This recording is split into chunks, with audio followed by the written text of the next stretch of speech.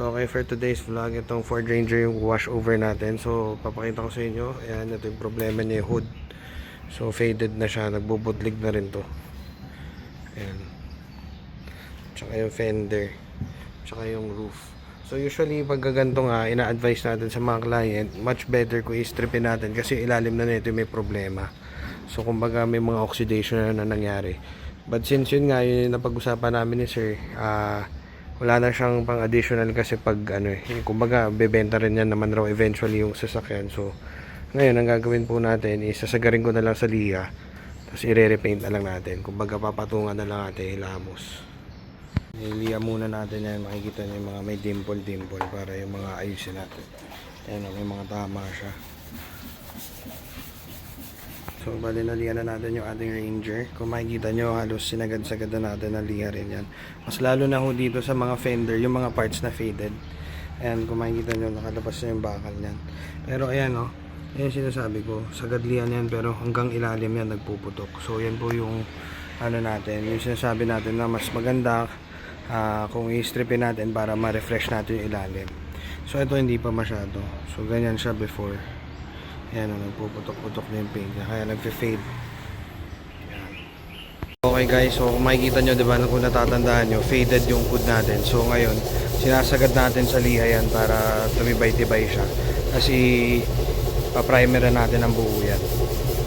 Kasi nga hindi natin siya, hindi na natin siya i-stripin, ayaw na nung may-ari.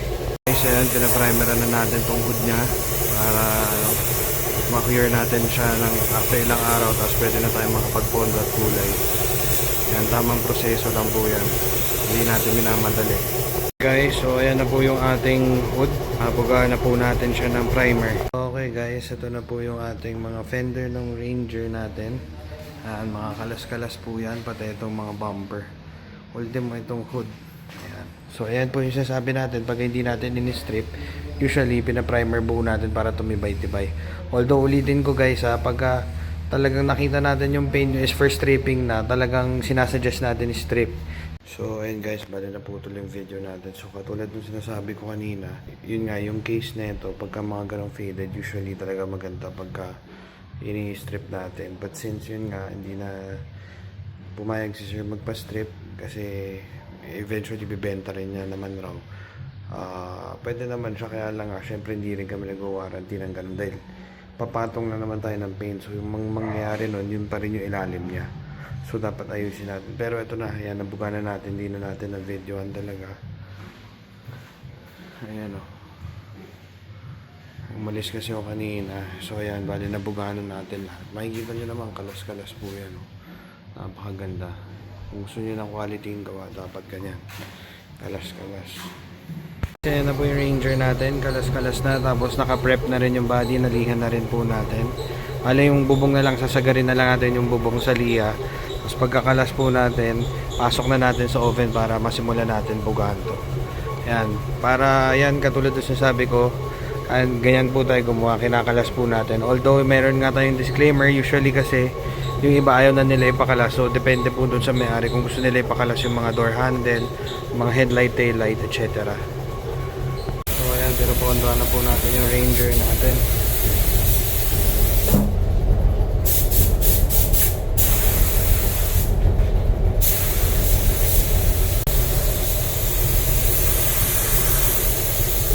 Guys, ito na po yung itsura ng bubong natin. Sinagad na natin ang liha, pero sasagarin pa natin ang liha ulit yan. And then, tsaka na natin siya pwede pondohan ng kulay. Yan, grabe yung pagka-faded na ito.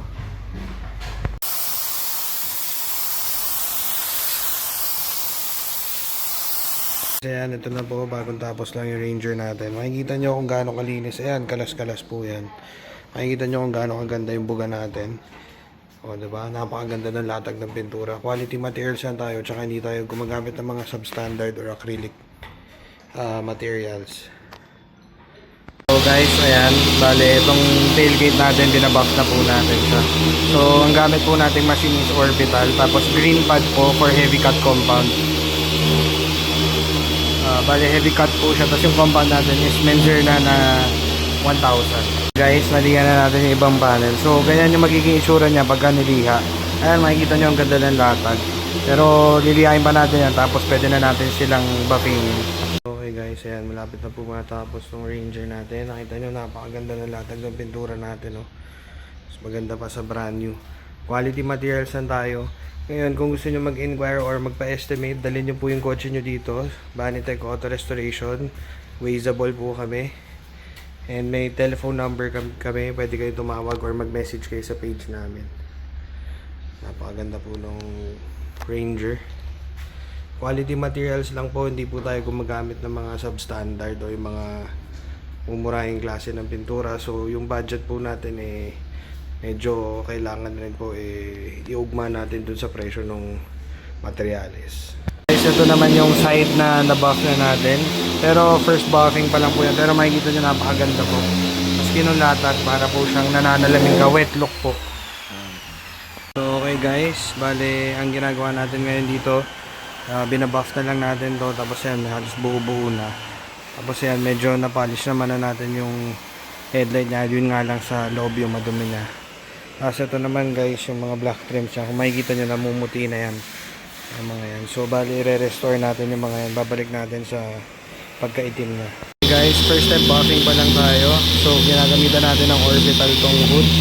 Tapos yung green na pad, heavy cut compound rin yung gamit natin na chemical. So guys, ito na po yung finished product natin ng Ranger. Yan po. Puta natin. So hindi na po, natanggal na rin po natin yung pagka-faded niya. So yung kulay, pati latag ng pintura natin. Original paint code po yan. Makikita nyo po yung mga mica niya. So ito po yung bubong. And ito naman po yung hood. Yan, napakaganda po.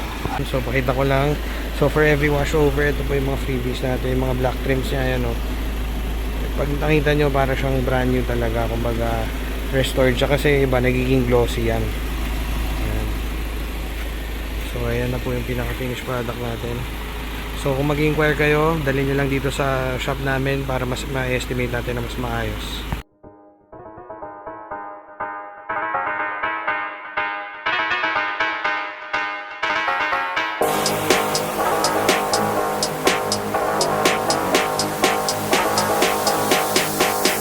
Please stop.